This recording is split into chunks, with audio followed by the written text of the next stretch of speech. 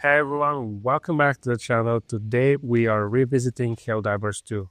It just turned 1 year old and I've tested it when it first came out on the Steam Deck, and now I'm checking it out again to see if it runs any better after all the updates it has received over the year. So if you're thinking about jumping back into Super Earth on the deck, let's go over performance, controls, and whether it's worth your time.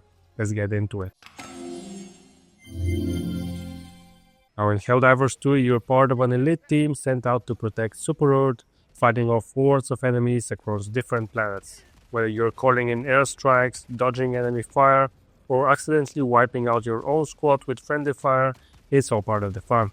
The game really shines in co-op, where teamwork is key, but it's also a total chaos.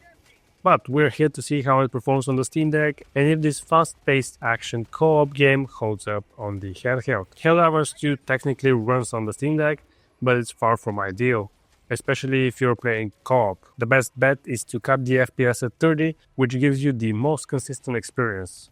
Now you can push it to 40 FPS if you're playing solo on lower difficulties, but once you jump into higher level missions or 4-player co-op missions, things start to quickly fall apart. When there are a ton of enemies or heavy combat, the FPS can dip below 30, even on the lowest settings, and visually it gets rough. The textures don't look great, and it can start feeling like a slideshow. Plus, the game doesn't have DLSS or FSR, so there's no real upscaling to help performance. You can get around 2 hours and 30 minutes of battery life on the OLED at the lowest settings, but if you cap the FPS to 30, you can stretch it to about 3 hours and 45 minutes. Overall, it is playable for solo casual play, but for the full co-op experience, it's definitely not great. The good news is that controls translate well to the deck.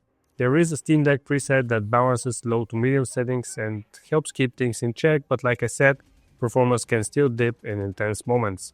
The buttons are responsive, and gyro aiming can be a fun addition if you want a little bit more precision. By the way, only 2.6% of you watching are subscribed. That's like going on a mission with your squad and only one of you is actually firing their gun. So if you're enjoying the video and want more Steam Deck content, hit that subscribe button, it really helps out. So to answer the question, after a year, has Helldivers 2 improved on the Steam Deck? Not really. If anything, it might be running a little bit worse thanks to all the extra enemies and chaos they've introduced. But if you're just looking to drop in for some solo missions, it's still playable at 30 FPS with the right settings.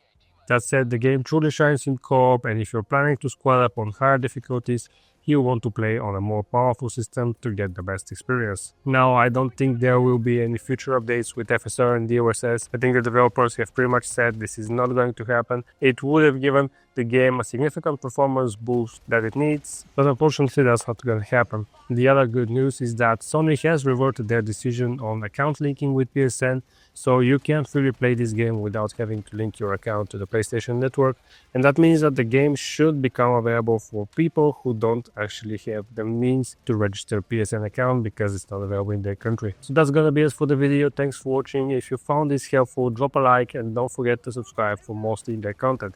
Let me know in the comments if you want me to check out any other games, and I'll see you in the next video.